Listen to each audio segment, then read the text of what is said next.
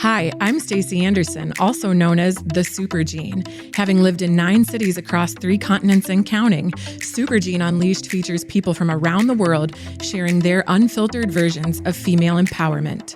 With a 20-year global career in digital marketing, operating as a leader and mentor, and now as a wife and mother of 3, I encourage you to unleash your own Supergene and become the most empowered version of yourself. Here is your advocate, ally, and confidant. I am ready to inspire you. Let's show the world what it's all about. Hello, my fellow Supergenes, and welcome back to another episode of Supergene Unleashed. Did you know that International Women's Day has been celebrated for 115 years? That's more than a century of awareness, panels, hashtags, and global celebration. But let's be honest with ourselves. What do we actually have to show for it? According to the 2024 World Economic Forum Global Gender Gap Report, the global gender gap is about 68.5% closed. And at the current pace of progress, we are still 123 years away from full gender parity. Yep, I said that right. 123 years. That means 5 generations from right now. So here's the real question. Why haven't we flipped the curve yet? If we can celebrate women for one day, why can't women achieve the equality that they deserve every single day? In today's episode, I'm going to show you something powerful. It isn't celebrations that are going to change your life, and it's certainly not one single day that's going to flip the script. Rather, it's showing up every single day and operating from a place of self-advocacy. If you've ever struggled to speak up for yourself at work, in leadership, or even in relationships, this episode is for you. Because today we're unleashing your self-advocacy gene, which is the full force confidence to know your worth, articulate it clearly, and absolutely never question your value compared to a man. So stay with me, because in this episode, you're walking away with practical tools you can use immediately and starting today. So before we talk about solutions, we need to get honest about where we are, because awareness without accountability doesn't create change. And I mentioned something at the beginning of this episode, that we continue to have these celebrations and this single day where women are celebrated for different achievements. And I'm not saying that progress hasn't happened, because certainly so much progress has happened. More women than ever are educated. There's more women in the workforce. We have more female entrepreneurs, and certainly more conversations are happening globally. But the reality is that if there is this huge gender gap, that means that 31.5% remains open. And frankly, 123 years to reach parity is definitely not acceleration. It's incredibly slow progress. I mean, that's more than double the amount of time that women have been celebrated on March 8th. And so we can really conclude that panels are not shifting pay structures, hashtags are not shifting promotion pipelines, and applause certainly isn't shifting power. Because at the end of the day, empowerment is not an event. It's a behavior. And how many of you have worked at companies where International Women's Day celebrations only included women? Or of the events that are held, even when men are invited, they don't show up. I mean, I can literally raise my hand and think of a couple of companies that I worked at where all of this effort went into celebrating Women's Day. And we had amazing speakers, amazing events, facilitated conversation, but yet there was only like 1 or 2 men in the room. And this definitely sends a clear signal in these cases that men aren't interested in addressing the gender gap, or at least very few view it as a priority. Now, I want to take a pause really quickly and just note that I am not entirely throwing men under the bus. I do want to applaud those men that do show up on this day. I certainly want to thank the men that advocate for women. We really appreciate you. We see you, and we really hope that you can encourage other men to be a part of the conversation. I'm just talking that generally speaking, there's not enough men that are involved in promoting women. So therefore, if systemic change is slow, and that's exactly what the data is showing, then institutions are only evolving gradually. And so what that means is that women must accelerate their own progress individually. We have to take the accountability. If equality isn't arriving fast enough externally, then we have to start internally. And that begins with self-advocacy. So if structural change really is this slow, you might be wondering, okay, what can I control right now? And this is where self-advocacy becomes your superpower. And so what I really want to talk about today is what self-advocacy is and isn't, and how can we leverage this in multiple scenarios to come out on top. So from my experience, self-advocacy first and foremost starts with clarity. And that is clarity of thought, clarity of choices you make, and clarity in how you show up. This clarity generates your own set of standards, and having a set of standards steers advocacy in a specific direction. It gives you an operational blueprint for approaching any situation. And these standards are what give you ultimately the confidence and the courage to be firm and to generate that advocacy. But let me be clear, firm does not mean rude. It means grounded. Yet sadly, this is where so many women are mistaken time and time again. I see women who are mistaken for being rude when in reality, they are being firm.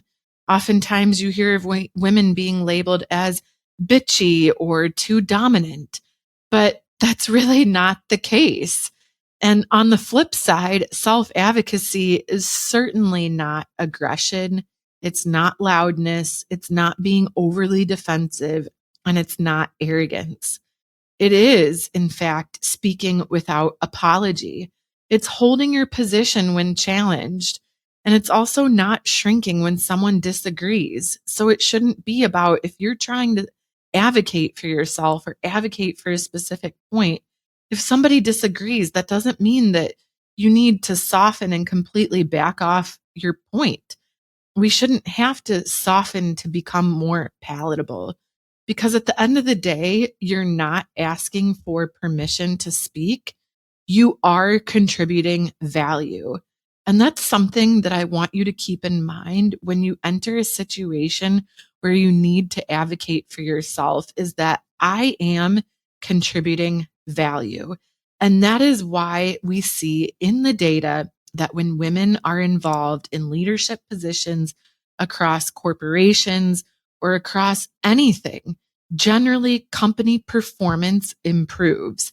So I want you to keep that in mind, that that is honestly our superpower, that we bring something so special and unique, and our voice needs to be heard. And when we have this voice and this confidence, I can say without a doubt that your own confidence is inspiring. People feel it. People can feel your energy, and people feed off that. But furthermore, action is empowering. Action is what sets everything into motion. So let's get practical. What does self-advocacy actually look like in real life? I now want to walk you through 5 ways that I've analyzed where you can immediately apply stronger self-advocacy starting today. And these are the situations that I've seen across so many different women that have been in my circle around the world. And I can say that these situations defy borders. So first and foremost, let's talk about in meetings. How many meetings have you been in where men are dominating the conversation. They are taking control of the dynamic. They are speaking, they are sharing ideas, and maybe you have amazing ideas and you've sat there in the room a little bit nervous to share. Oh my gosh, second guessing yourself, having a little bit of self-doubt, imposter syndrome. No, I want you to instead express your ideas with confidence. So when you start to express your idea, don't be shy about it. Don't enter the conversation by already downing your contribution to the conversation. Oftentimes you hear women say, maybe we could, or I might be wrong, but, or they say, just an idea. I've also heard women say, sorry, I just think that, or this might be silly, but, or I don't know if this makes sense. You see how all of these statements kind of position you to timidly enter the conversation? So instead of already casting a little bit of self-doubt before you even say what you're going to contribute, start off with something powerful. And here's what I suggest. You can say, here's how I see it, or here's my perspective. You could also bring data into the conversation and say, the data suggests this, or my recommendation is. You could also say, I strongly believe this approach will do X, Y, and Z, or let's test this hypothesis. Another way is bringing what you're about to say to correlate it with the business objectives. So thinking about the larger goals of the organization, you could tie your point to that and say, oh, well, this aligns with our strategic objective because of 1, 2, 3. You could also say that this is the outcome I believe we should pursue. All of these statements show that you have confidence in what you are trying to say. Now, after you've said what you want to say, if somebody in the room disagrees, please, I am begging you, do not retreat immediately. Take a deep breath, remain calm and composed, and do not try to inflict any emotion into it, because this is where women can get tripped up. This is where, if you have a specific point of view, women can often take it a little bit personally if somebody disagrees, and you really need to do everything you can in your power to strip all the emotion out of it. And that is the marquee difference between men and women. Men are very good at taking the emotion out of it and thinking practically when there is a debate, whereas women can often get a little bit more emotional about it. So that's why I recommend take a deep breath. If you have to count to 3, count to 3, compose your thoughts and smile. And then say something like, I appreciate that perspective. Here's why I still believe this direction makes sense. And then give another proof point. Or you can invite everybody to contribute and start to debate the dialogue and say, well, let's unpack that. You could also ask the person a question, which then puts it back in their court. If you really don't know how to respond or don't have a point, you could ask, okay, what specifically concerns you? Or can we align on the objective first? So again, really bringing it back to that original business goal is something that fellow leaders in that meeting will appreciate, because they'll see, oh, you're thinking about the broader company perspective with your point of view on what we think we should do. And then finally, you could ask, what outcome are we optimizing for? Which also opens the dialogue for debating. And it just shows that you're open to hearing other opinions and that you're not on the defense immediately about what you just said. Now, to accompany all of this, here are a few important delivery tips. First, make sure that you slow your pace. Don't be rushed in saying what you want to say. That can come off as a little bit defensive, as a little bit chaotic, lacking organization. Instead, again, take some breaths, Also, lower your tone. Sometimes we get really excited about things, we get passionate, and, we're just injecting so much emotion. So try to lower your tone, hold eye contact, go across that boardroom table and look at people in the eye. And also pause after speaking. Let people have a minute to register what you just said. And that also sets the tone of nonverbal confidence, because confidence sounds calm, not loud. Now, moving into the second situation, which I think is hugely important and ties directly to the gender gap that we're seeing, is financial advocacy. So, this is related to salary negotiation for a new job, promotions, or salary increases. Right now, in so many different companies, men and women are paid differently. And women who are hired are often paid less than a man who is hired. This is just the facts. This is one of the big reasons why we still have a gender gap. So it is very important that you enter these conversations fully equipped to tackle it with data. So, first and foremost, you really need to know your market value. It's great to do the research, understand what are men getting paid in this particular position, but also to track your results. So, if you are entering a conversation with an existing employer for a promotion or a salary increase, it is great to come into that conversation with tangible examples about how you have driven amazing results within that organization.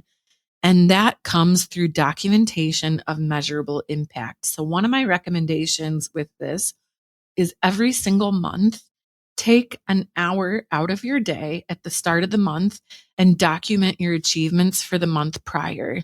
I say this because oftentimes annual reviews happen once a year, and everybody only remembers what happened in the last couple of months because we get so busy, and things that happened in January, if it's December, or even the following January, you're going to even question if that happened in the same calendar year. So it just takes, not even a half hour. You can do it to document the things that you did so you don't forget, because I can guarantee you that your manager is not doing that. And that's a part of your own self advocacy. So, a couple of scripts or talking points where you can enter the conversation when it comes to talking about money is saying that I've delivered X growth or Y performance and Z efficiency. I'd like to discuss aligning my compensation accordingly. This really opens the floor, showing that, okay, Stacy has measurable achievements and she is showing that she is worthy of a salary increase, or she is worthy of that promotion. Another thing that you could say is you could ask a question. What would I need to demonstrate to reach the next level? This is a great question to ask when you've first joined an organization. I'm not saying you ask this on day one. No, no, no. But once you've passed a probation period, if you have a probation period, or after you've completed the first 3 months and you've kind of gotten your hands into everything and you're, really entrenched in understanding the business, that just demonstrates that you want to achieve more and you want to know what progress looks like. Another question that you can ask is, can we define measurable milestones and a timeline? This really helps your manager understand that you're serious about that promotion or salary increase. But furthermore, it instigates them to align with other leadership entities that might have a stake in driving the decision about promotions and salary increases, so that they say, oh, wow, she really wants to put a timeline to that. And I need to come back to her and say something. And we need to come to an agreement on that. But I want to say this. Please, whatever you do in these conversations, do not apologize before asking. And please do not over explain your worth. Do not say what you want to say and then repeat it in another manner. That loses power of what you've just said. It diminishes what you just said, and it unnecessarily drags the conversation. And it also makes you look like you don't have confidence. One of the best pieces of advice that I received was from my dad. And he said that when you enter a salary negotiation, and this can even be related to a job offer, you want to own that conversation. So, for instance, if it is for a new job, you can even ask, what is the salary range for this position? I don't recommend telling them your salary because, again, if women are paid less than men, why would you want to share your current salary? Also, your current salary for your current position has nothing to do with the new one. It's a new job, it's a new title, it's a new organization, a new set of responsibilities. So I would ask, and I do ask the recruiter, what is the range for this position? Look, in this day and age, every company has a budget for the position that they're hiring for. I personally have been accountable for hiring numerous teams across the entire world. I mean, I've been hiring people for the past 20 years, and every position that I have hired for has had a preset salary range. And a very rare circumstance has an organization gone above that, and that's only if there's an exceptional talent and they feel like, oh, okay, we want to level up this position. So I highly recommend that you put the ball in the recruiter's court and you ask about that first. Now, back to the conversation. If you are seeking a promotion or a salary increase, the thing that I recommend is after you've said everything that you want to say, stop speaking. Look at the person in the eyes, allow them to digest and react. Again, less is more, and do not over explain. So say what you want to say and then shut up. I promise you that that person will have no choice but to respond. There might be some uncomfortable silence, but let it be. Smile, have some presence, and don't freak out. I really want to hear how this goes for you. So please, if you deploy any of this advice, please let me know. So let's move on to number 3, situation number 3, which is how men can advocate. Gosh, this is the kicker, right? So I already talked about how men often are not a part of the conversation. And that is so unfortunate because equality is not a woman's project. It takes men to achieve equality. And in fact, it starts with the top. It is leadership responsibility, and it's all about setting the right example. I don't know if you've ever heard the phrase of lead by example. This is one of my favorite leadership philosophies to deploy is to lead by example. Your team is looking at you as a leader to set the tone, and what you do trickles down and makes them comfortable to do the same thing. So when it comes to men, please, I hope if there's any men listening right now, please timestamp this and share this with other men because I would love for them to learn from this. Start publicly crediting women in meetings. Might sound silly, but start doing it. Acknowledge that what women are saying is contributing value. Why? It will encourage women to speak up more often because sometimes women need that courage to say something. Please do not interrupt women when they're speaking. So many men, and I'm sorry to call you out like this, but I have seen so many times where men interrupt each other and they just want to start coming in strong and get their point across. So swallow and let women speak.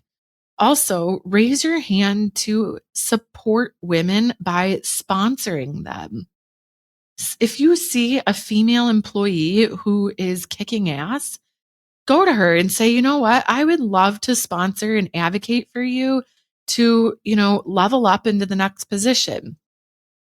Another thing that you can do is normalize paternity leave. This is a big one. I do not see men hardly ever taking a paternity leave. And why is this so important is because so many women in leadership positions are juggling motherhood. And this is one of the big ways that we have not achieved gender parity because women have to take a time out for family obligations. And that is why women are unable to either achieve leadership positions or they have to take a step back from leadership positions because they are the ones that are carrying the load for the responsibilities at home. So men, step up to the plate, take paternity leave. If your company doesn't have paternity leave, advocate for it. It should be commonplace. I mean, it is 2026.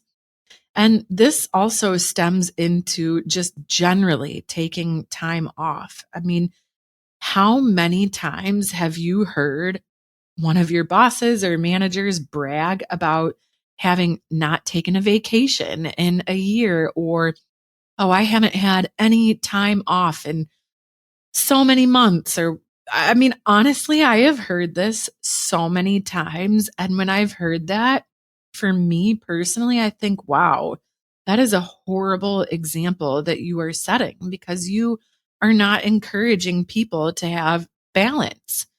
So I really encourage the men out there to advocate for women. And a couple other ways are to advocate for pay equity in executive discussions. So again, men are in leadership positions. You are the ones that are managing the P&L. You know what the company is paying men versus women. You see it on the spreadsheet every single quarter. So why don't you start advocating for women and say, you know what? This isn't fair. We need to work to bring women at parity with men. And then finally, you should invite women into strategic rooms. I have been a part of so many boardrooms where I am the only woman in the room. And frankly, I think more women need to be included. We have a diversity of thought, we have a different perspective. And I really, really encourage men to take the initiative to invite more women in. Because when men advocate for women publicly, culture shifts faster. Trust me on this. Now, in the fourth situation, this is shifting gears over to the women. So, as much as women are supporters and we're each other's allies, we are also each other's own worst enemies. And sadly, I have witnessed so many other women tear each other down, backstab each other, and we really have got to get it together. I mean, we should not be doing this. We need to be united. We should be publicly amplifying another woman's idea. Don't feel threatened by it. Feel encouraged. We should be excited that another female peer is having an amazing idea. So let's celebrate it. Let's support it. Also, you can refer opportunities. So don't be afraid to, be the voice in supporting a fellow female peer going after this promotion. And that means replacing comparison with collaboration. I see women doing this all the time where we quietly compare with other women. Look, I am definitely also guilty of this. It is very easy to fall into this trap, scrolling LinkedIn, seeing what other women are doing out there, being a little bit jealous. I mean, come on, it happens. We're human, right? But we really need to try and put a pause on that and be happy for them and celebrate because again, these small achievements and seeing other women excel is what's helping achieve and close that gender gap. So if you see someone in your circle being competitive or, overly critical of another woman, call it out and let that woman know, like, listen, this is not in support of women advancing. And so I really want women to instead celebrate success and not minimize it, because scarcity divides women and security unites them. We need to unite together. Finally, number 5, the 5th scenario, which, gosh, I think I could go on about this one for a very long time, but I'll just do a quick snapshot. It is about self-advocacy in relationships.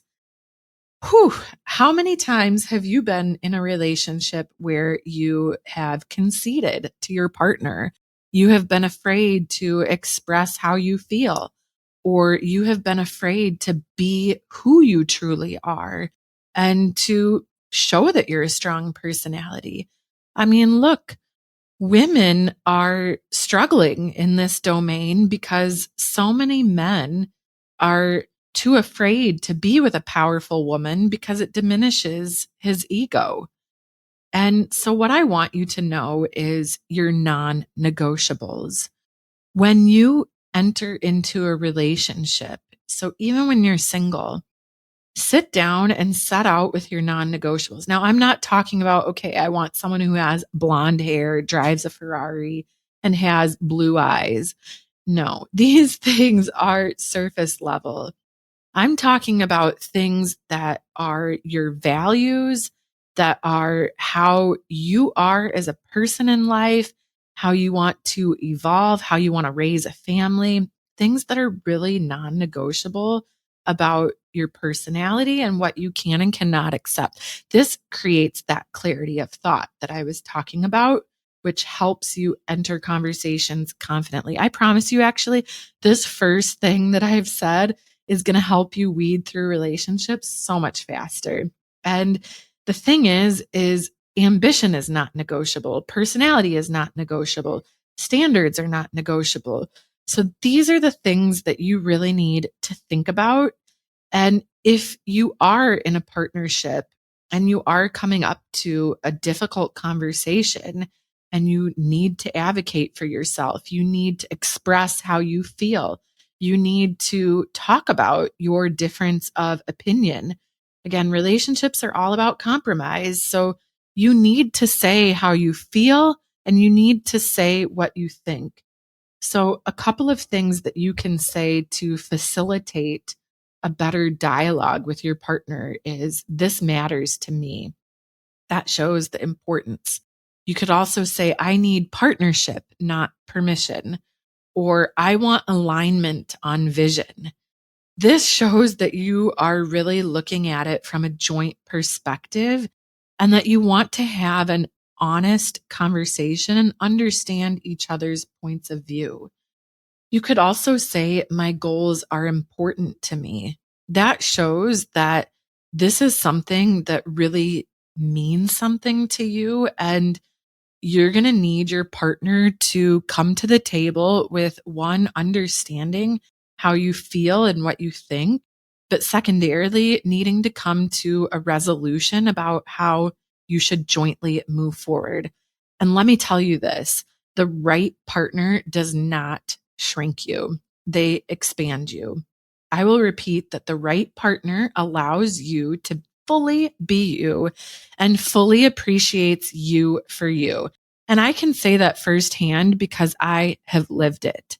Honestly, I have dated so many men, and I can think about situations where I felt like I couldn't fully be myself. And now that I'm very happily married, that is one thing that has stood out to me as a marquee difference, that my husband genuinely loves me for exactly who I am.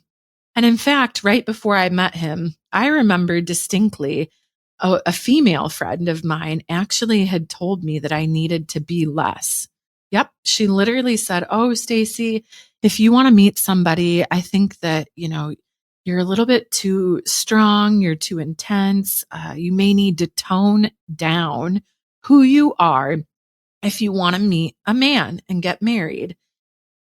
And I took a big pause and I said to her, I am not changing who I am for anybody. And I am fully confident that whoever I meet is going to love and appreciate me for me.